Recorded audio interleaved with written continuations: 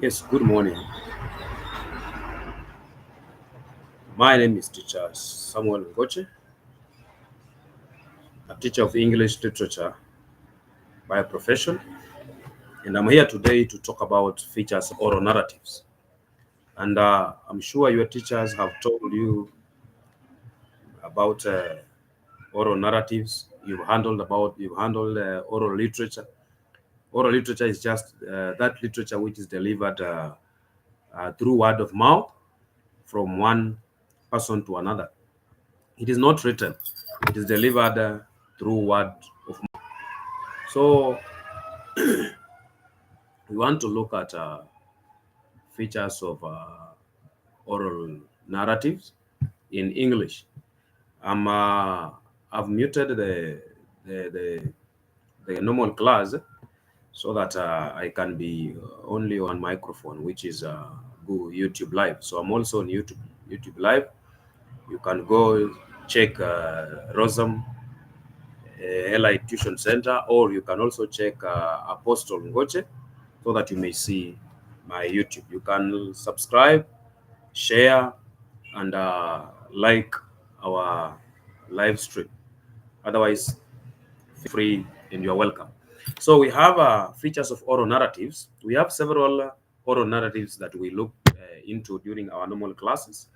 And just to mention a few, some of the features, some of the oral narratives that are addressed, for example, are dilemma narratives. These narratives are the ones which leave a character with two different options, whereby choosing one option lands the character into a problem. We also have some oral narratives, such as the legendary narratives, those which are talking about, sorry, those which are talking about the famous people in our community. For example, the story of Luanda Magere and Samson of the Bible and others. We also have an example of an oral narrative as we also have trickster narratives, those whereby one character tends to trick other characters or one other character so that the trickster may gain. The trickster wants to gain from one other foolish character who is dupe. Therefore, we have the trickster narratives, and also we also have an etiological narratives, also known as the why narratives, or why stories, or explanatory narratives. These are narratives which are explaining about origin of a given existence of a given phenomenon. They are telling us why a certain phenomenon is in existence. So, and there are many other oral narratives which you look at. But today we are not focusing on the oral narratives, but we want to focus our teaching today on features of oral narratives. We have several features of oral narrative. One of it being timelessness. Timelessness. This is just in oral narratives. When you are reading a story. For example, it begins with once upon a time, or long time ago, or long ago, or there lived. There is no particular time frame that is given in oral narratives. So that one brings out a specific aspect of timelessness. There is no particular timing of oral narratives. That's why do we have the importance of why should we have open the timelessness? It's just there so that it can make the oral narrative live forever. There is no, if you put an oral narrative in a particular time frame or a time bound, you will make it limited, that it can only exist when it is said during particular time. But we don't put literature in that way because we want it to live forever. Literature lives forever, and that is why there is timelessness. And also there is another feature which is known as fantasy. Fantasy is just mere imaginations that in real life cannot happen. For example, getting a stone talking and talking and talking, or maybe hair was farming. In real sense, imagine getting a hair farming, you will even run away. You will think that maybe you are dreaming. So in real sense, things that cannot happen in real life, that is the fantasy. So both narratives and songs have aspects of imagination, and this involves reference to things beyond the experience of a normal human being.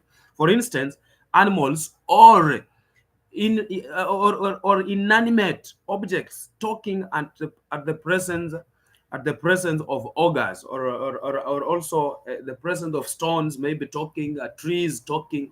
So that is a fantasy. An element of fantasy is also experienced in many oral narratives. Another one, moral lesson. All or most oral narratives have a moral lesson. What is a moral lesson? This is the lesson or a certain point that any audience carries at home. As you listen to a given story, what are you carrying at home? Which lesson are you learning? What are you having as a teacher, as a student, as a learner in high school, in primary school, in junior school? What are you carrying at home? Which lesson are you carrying? So most oral narratives and oral poems have teachings. So these are teachings. Moral lessons are just teachings or virtues. We can say virtues or morals drawn from them. From oral narratives, we have virtues that have to be learned. So those virtues are the one which you call moral lessons. So moral lessons should be given positively. Do not say that, for example, you've read a story, you've written a story, and then you put there, you want somebody to learn, and then you ask a learner, what is the moral lesson of that particular story? It is not good to say that we should not. Instead, tell us what we should do. Someone should learn a virtue or a value, not what people should not do. If you present a moral lesson in a way that what people should not do, then that way people are not learning. So a moral lesson should be given positively. For instance, we should be honest and not we should not tell lies. So there's no way you can say we should not tell lies. So if we should not tell lies, then what should we do? Let us not live like our old grannies who were a long time ago there. They used to tell us, you should not do this, you should not do that, you should not do this, you should not do that. So there were many don'ts, but there were no do's. Therefore, a moral lesson should be a do, not a don't. So tell us we should be honest instead of telling us that we should not tell lies. If you say that we should not tell lies, therefore you are wrong. So anytime you are asked a question in maybe paper 1 or paper 2, that you give a moral lesson, that is in high school, and in junior school we have exams that you are asked in English, in oral literature section, or oral poetry, or oral songs. If you have to give a moral lesson, give a do, not a don't. Tell us what people should do and not what people should not do. Another aspect or another feature of oral narrative, one is direct address or direct speech. We have direct speech. There is most people are talking. There is dialogue inside there. So most of them are using direct speech. So in some oral narratives and songs, the speaker talks directly to another person, animal or inanimate objects. Yeah, so people talk to each other. So this is usually indicated by the personal pronoun you.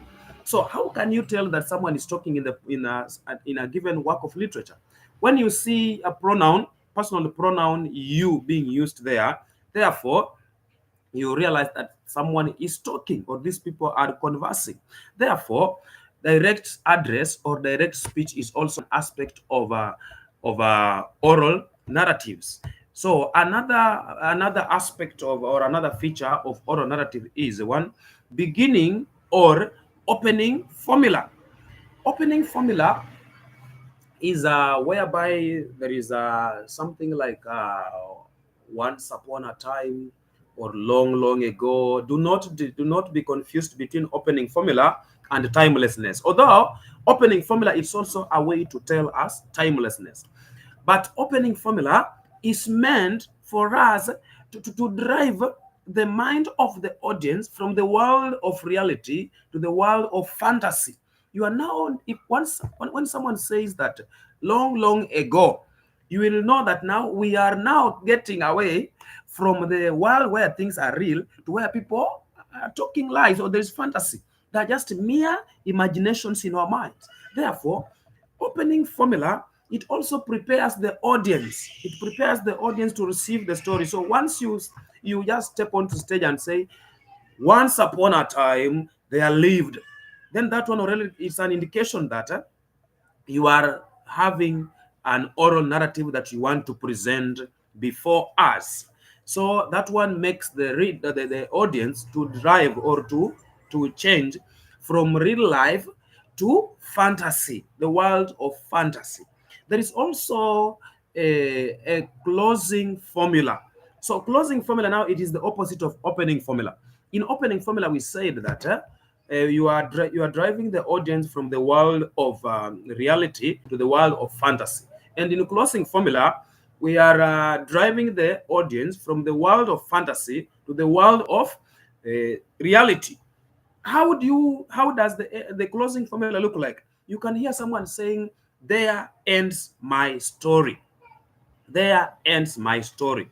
So let's review back in the opening formula. So typical opening formulas include: one, we have long ago, once upon a time, there lived, in older days. Then examples of closing formulas are closing formulas include: the story ends there, since then, happily ever after. So those are some of the things which we look at. Those are some of the examples of how people end their story. So what is the function of the closing formula? So why should we have a closing formula in a given oral narrative? So what is the function of a closing formula? One, it announces the end of the narrative. So if you hear someone saying, the story ends there, or there ends my story, or since then the lion and, or happily ever after, already it has ended, meaning that now it announces that the story or the oral narrative has what? Has ended. So anytime you hear that, you know that the story has ended. Then also it releases the audience from concentration. You can imagine you are hearing someone who has been telling you a story or an oral narrative, and then he says, "There ends my story." What does that mean? It means that now the story that has been said, we've been there listening to a story for a long time now. We are now reaching the end of this journey. Which journey? Of listening to fantasy, listening to to lies, listening to things which can't happen in real life. So you are now driving your mind from the world of fantasy now out back to where you are gotten from. Remember, the opening formula got us from the world of reality to the world of fantasy. Now the closing formula is sending you away. Please get out now. If you hear "there ends my story," then that means now it's a time for you to exit, to leave the world of fantasy and go to the world of reality. It also, it paves way for the next narrative. So when someone is presenting, maybe there are several presenters. You hear someone saying, "There ends my story." That means that now another narrator is coming on stage, or maybe you have another story that you are bringing us. So if you say, "There ends my story," then that means that you are paving way, or you are to pave is to give way. So you are giving way to another, you are giving way to another narrator, or rather you are giving way to another story, or you want to state another story. Therefore it paves way for the next narrative. Another one, the importance of closing formula also, it brings back the audience to the world of reality, as I've told you. So you are brought back. Welcome back home. Thank you. Next, we have use of idiophones. What are idiophones? Have you ever asked yourself what idiophones are? For example, idiophones, you saw a giraffe running on the road, and then you try to imagine how the footsteps were making. So that tata tata tata tata tata is the idiophones. Those are word forms. Idiophones are not real words. They are word forms. You can hear like that as the animals who are seated in the meeting, the hare started crying. Eee! So can you get E in a dictionary? No. So the answer is a big no. So idiophones cannot be found in dictionaries, but idiophones are just formed. So an idiophone is the repetition of an actual natural sound made by an animal or an object. So this is just repeated. They are repeating what an object made or an animal made or anything made. The actual sound. If the animal cried, they will tell us the dog was crying woo woo woo, or the cow was crying moo, or maybe the hare was crying krr, krr, krr. So those such things are the idiophones. Then examples of idiophones, as I've told you, include krr, och, ha ha ha ha ha, tap tap tap tap tap, wow. So those are the idiophones. So in oral narratives, we have idiophones. Idiophones are used. Go and read some of the stories. For example, in a story, in an oral narrative, in an oral literature book, senior course, which says the Kabini, where there was a girl who was sent in the bush and she was looking for firewood, and unfortunately she could not get the firewood. So the giant or an ogre got that girl. So as the ogre wanted to eat the girl started crying. Woo! So that is an example of an idiophone. So idiophone makes the story lively. It makes the story interesting. It makes the story memorable. Also, it makes the story okay, it drives the attention of the audience into class or into session. Another one, it is presence of dialogue. Presence of dialogue. People are talking inside there, or characters are talking. We could be having cows or animals or goats or maybe sheep, or maybe could be stones or maybe trees. You've even read some stories where trees are talking, right? So that way there is dialogue in almost all oral narratives. We have dialogue. People converse, or the characters converse. So these who are conversing, the ones that are conversing, they present to us a way that they're trying to make us see that what is happening is real. There's a reality of what is happening. Then, so a dialogue is a conversation between two or more parties. We have a conversation between two. Listen to me, this other side. I've muted my microphone so that you can listen to me direct from YouTube. I'm live now, so we are proceeding. We are looking at the features of oral narratives, and we've handled a few. So we are now on the seventh one, which is the presence of dialogue. Thank you and welcome. Let's proceed well. So dialogue is a communication, a conversation between two or more parties. People talk or converse. People talk or converse. Dialogue is a common feature in oral narratives. Most of oral narratives, we have characters which are talking. Oral narratives, almost all of them, people talk. So the dialogue is common, is a common feature in oral narratives, and it features a verbal exchange between humans and fellow humans, or animals with animals, or even humans and animals. Sometimes you might find people talking to animals. The function of dialogue, why do we have dialogues in oral narratives? The function is that in narratives is to make the narrative live, real, and captivating. To captivate means to make you be glued on the oral narrative. For example, if you hear people talking or conversing, or characters conversing in a given oral narrative, of course, you'll want to listen. What are people talking? You'll get your ear so attentive. Why? Because people are talking. I have to listen to this because what are people talking about? So dialogue, it makes the story live, and it makes the story real. It brings out the real things, the reality. Someone can know that, okay, so this is what was happening. Yeah, and in such a case, now people will be captivated and they'll be glued on looking at the screen. Another feature is personification. From the word personification, to personify, to make a person. Why should we make a person then of characters? So this character, this is not a person. Yes, it's not a person. So we are personifying him, or we are personifying her, or we are personifying it. So we are making characters behave like human beings. For example, when animals talk, what are they doing? They're behaving like human beings. when animals talk, behave like human beings. And so that way, we are personifying them. So personification involves giving human qualities or attributes to animals or inanimate objects. For example, stone talking, hair laughing, birds singing, etc. In real sense, if you meet a stone talking, hey, will you really wait for that stone to talk? I'm sure no. You'll run away and you'll go call other people to come and see. Come and see what the stone is doing. It is talking.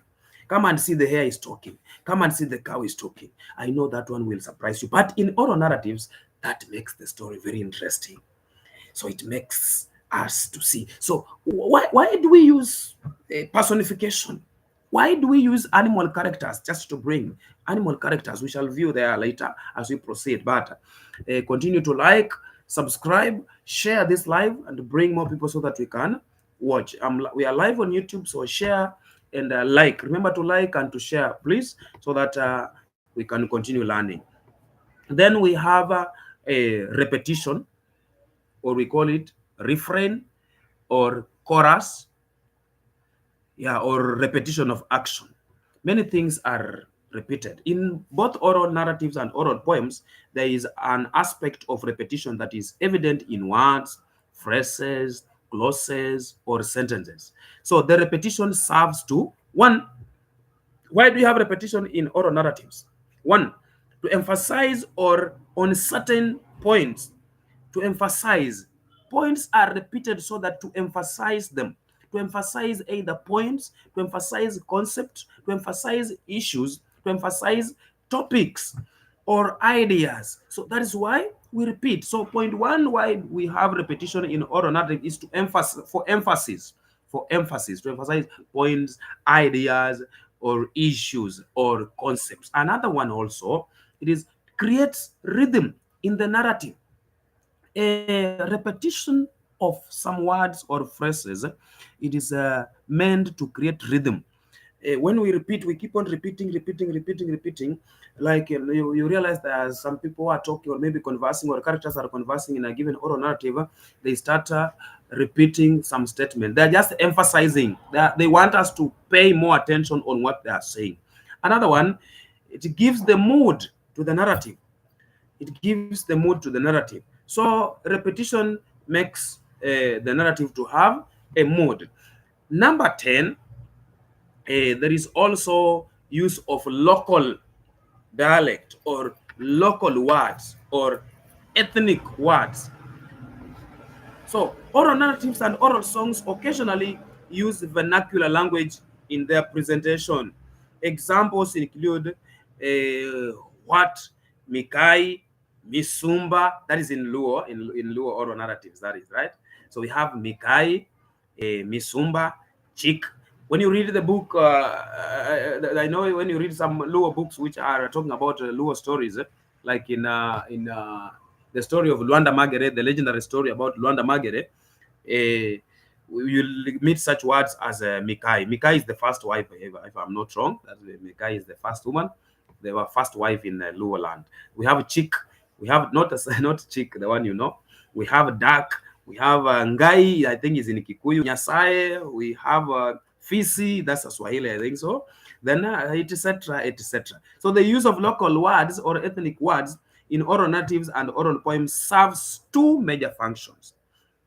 So what does the use of oral of a local dialect or local language or vernacular serve?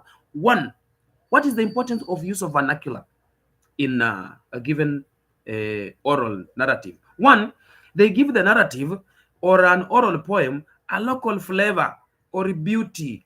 It gives the narrative a local flavor or beauty. You know, there is that beauty which comes with a particular community, beauty which comes with a particular culture. So if we speak and add some flavor, and add some local languages or local or vernacular words, we are adding some flavor.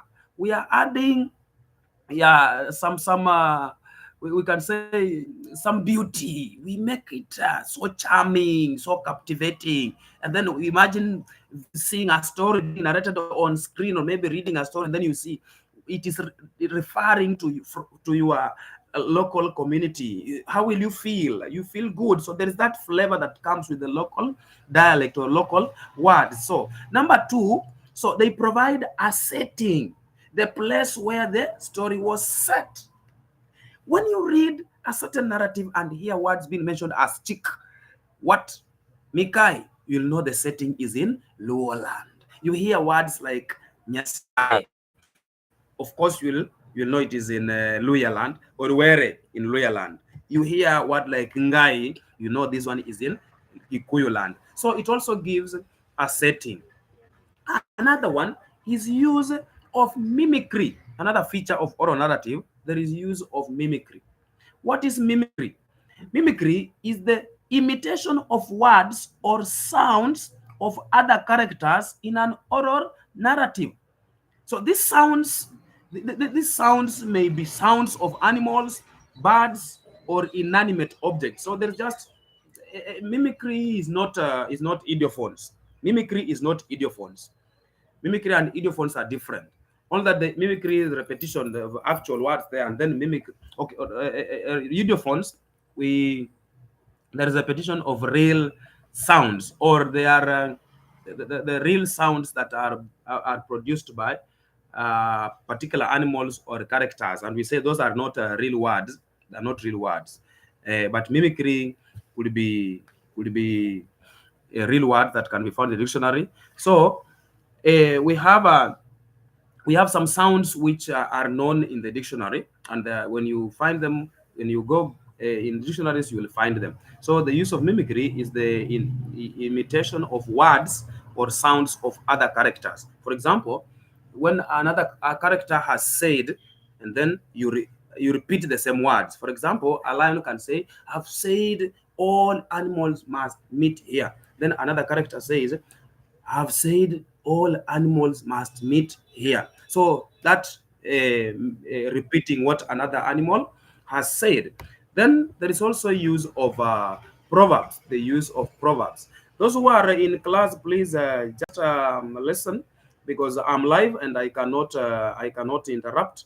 So kindly just continue listening to us. I'll come back to you. For now, I'm live on YouTube and I'm recording this, so I don't want to interfere so much to bring in so communication, but I'll come back to you. I'll come back to you, please. So we proceed. There is also use of proverbs in as a feature of oral narratives. I hope you know what proverbs are. Yeah, proverbs or wise sayings are often used in oral narratives to precisely or briefly capture the moral lesson of the narrative. Mostly, if you see a proverb there, in most cases, they are used to capture the moral lesson. They bring out the moral lesson of a certain oral narrative. They bring out the moral lesson of a particular aspect or a particular work of oral literature. So these are either implied or mentioned directly at the end of the oral narrative. Mostly, you will get that we have the proverbs are stated at the end of a presentation, at the end of a given oral narrative. Then there is also another aspect. There is also use of songs. We have use of songs in oral narratives. Now, I hope all of you know about songs. We shall be looking at features of songs in another lesson to come. But today we are looking at just the use of song as an aspect of oral narrative. We have some narratives which are using songs. So songs are often integrated into oral narratives. Yeah, integration of songs in narratives has several functions. Why should we integrate, or why should we bring? To integrate means to fuse, to bring in, to make them work together, or to go hand in hand. So why should we integrate songs? What is the function of songs in oral narratives? One, it allows the audience to participate in singing. You see, when you hear someone saying, "Luere kulanga papa, luere, luere, luere, luere kulanga papa, luere, luere, nyasaya kulinde." That one is a dirge, which is sung, which is set from the community of Luya, and it is sung when they are burying somebody. So when you hear such a song, you start also singing together, like another song which is Wani wadhika Yesu, wani wadhika Yesu, wani wadhicha mungima. So it allows the audience to participate in. So at the moment you hear someone singing, you will also want to join in and start enjoying the tune. So you sing, and that one also makes the audience to be attentive. The audience is attentive to the class.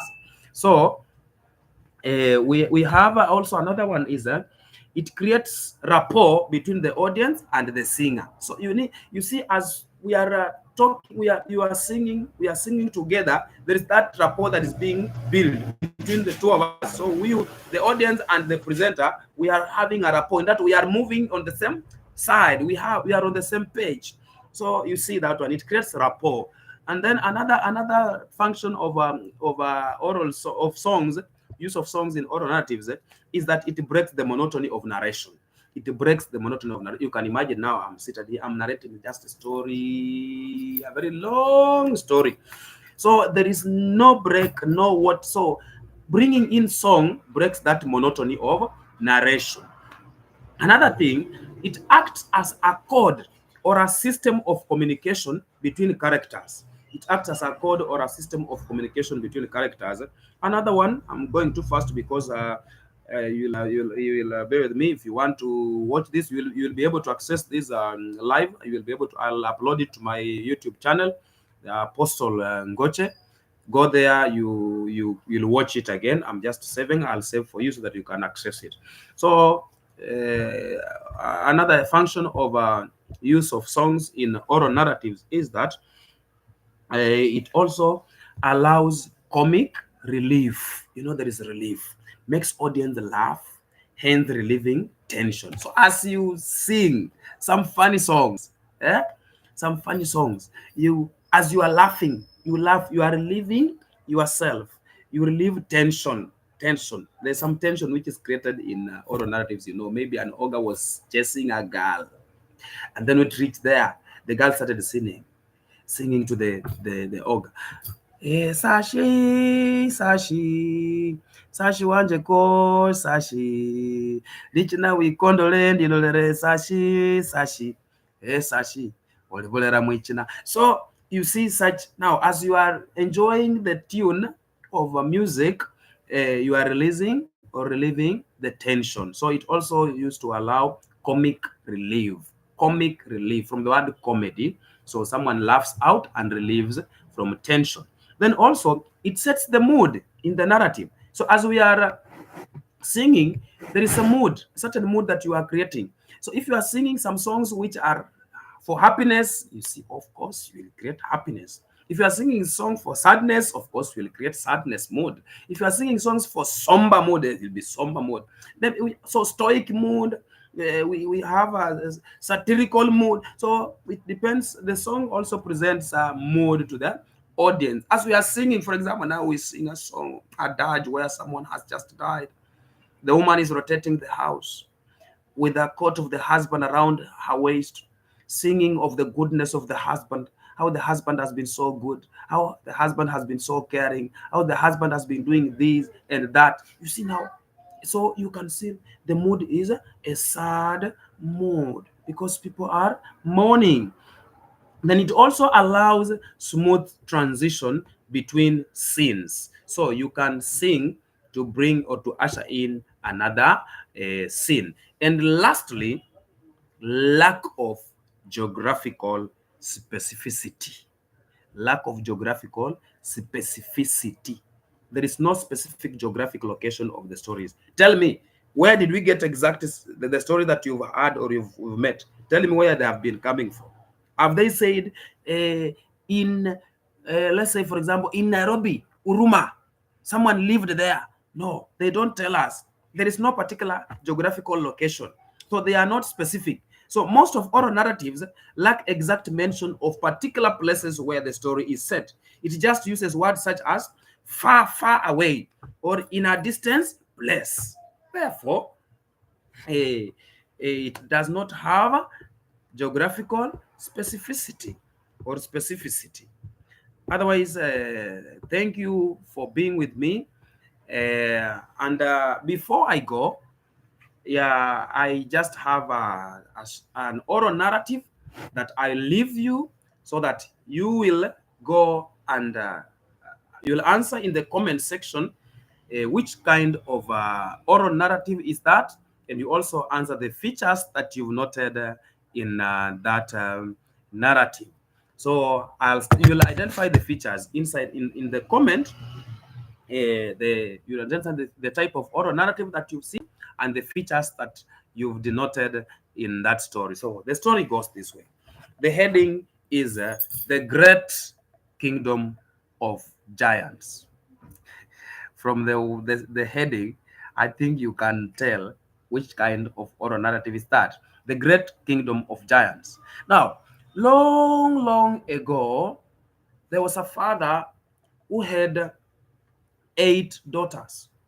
This this father really cherished his daughter so much that he made special pots for them. Each daughter had her own pot. Each daughter had her pot. There were special pots in a way that they were so precious, and each daughter cherished the pot so much. The father had given an instruction to each one of them that as you go to fetch water, anyone who will break her pot, I will take you to the giants so that they can swallow you. There was a famous giant in that area known as Sashi. Sashi. Sashi was a famous giant in that locality. So these daughters loved each other. They were in love. They used to do everything together. They used to move together. Wherever they went together. One day, they went to fetch water as usual. And you know, the water, the water tap was very deep, was steep. It was at the end of a steep slope. At the end of it, down there, down the valley. So they went there, fetched their water, carried their water pots, and as they were walking up the hill, unfortunately, one of them rolled, rolled, rolled, rolled backward, back to the water place. Guess what? The water pot broke. A big mistake. A very big mistake. Which mistake? The father had said, whoever breaks the pot, end of you. I'll take you to Sashi. The girl could not go back home. The remaining 7 went back home with their water. But the father asked, where is the other girl? They said, Father, we are sorry. One of us, as we were walking up the hill, she fell, rolled, rolled, and rolled back to the stream. And unfortunately, her water pot broke. She feared coming with us here because you dared us that anyone who will break the water pot will be taken to Sash. A ruthless father never ever failed to keep his word. He asked, where is her? Where is her? Where is her? Let's go. So they took the father because they had no other option. They went with the father to where the girl was because the girl was hiding in the bush beside the water place. Kai, this father was very ruthless. Held the girl strongly on his back without even any care, without any concern. He was a father who was very strict. He never swallowed his words. He carried the girl to where? Guess what? To the bush, where these great giants lived. Kai, his father was very ruthless. You know what he did? He went and constructed just a weak, small hut on the way where these giants or the ogres were passing from the bush, going out to fetch what they need to eat and go back to the bush, and left that girl there. The girl did not have enough energy to break out. So you know what happened? She remained there. Unfortunately or fortunately, the giants came. All family of giants, from the children to the fathers, to the great grandfathers. All followed each other. And as they were walking, they were rumbling. So you know what happened? The girl knew, hey, here comes the Sashi. He's about to swallow me. So the children reached where the hut was, knocked and asked, who is here? Guess what? The girl said, Papa ya kuloruyungu munane nefwa bene munane. Papa ya kuloruyungu munane nefwa bene munane. Uliarako halala ndi muira sashi la mulye. Uliarako halala ndi muira sashi la mulye. So the giant son said, Sashi is behind there. He is coming. They passed. The middle-aged came. Same song. Papa ya kuloruyungu munane nefwa bene munane. Papa ya kuloruyungu munane nefwa bene munane. Uliarako halala ndi muira sashi la mulye. Uliarako halala ndi muira sashi la mulye. The middle-aged said, Sashi is behind there. They passed and passed as the song continued being repeated to each one of them who was coming. You know what?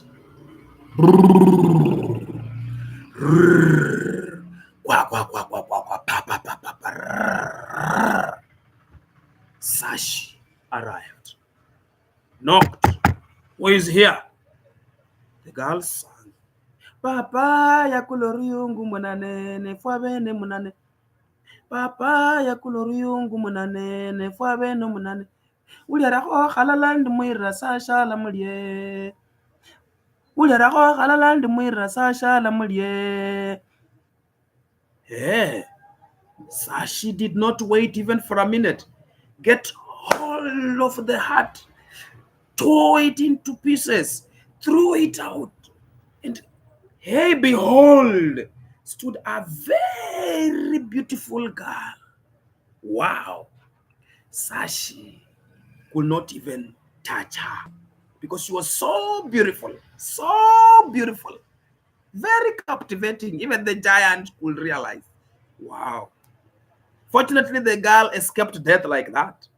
The giant carried the girl onto its back.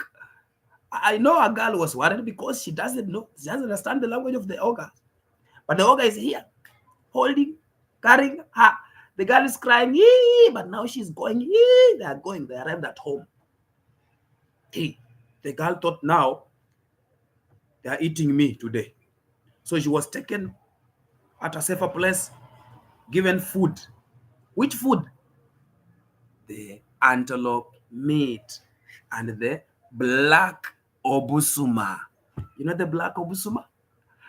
The millet mixed with sorghum plus cassava. I know that obusuma is very sweet. I miss it. That's the obusuma that we used to eat when we were so young, as small boys. But now here she is. Sashi has presented obusuma with the antelope meat. She ate and ate and ate. Sashi had a promise to this girl. One day I'll make you another pot and take you back home. Sashi thought that the girl thought that maybe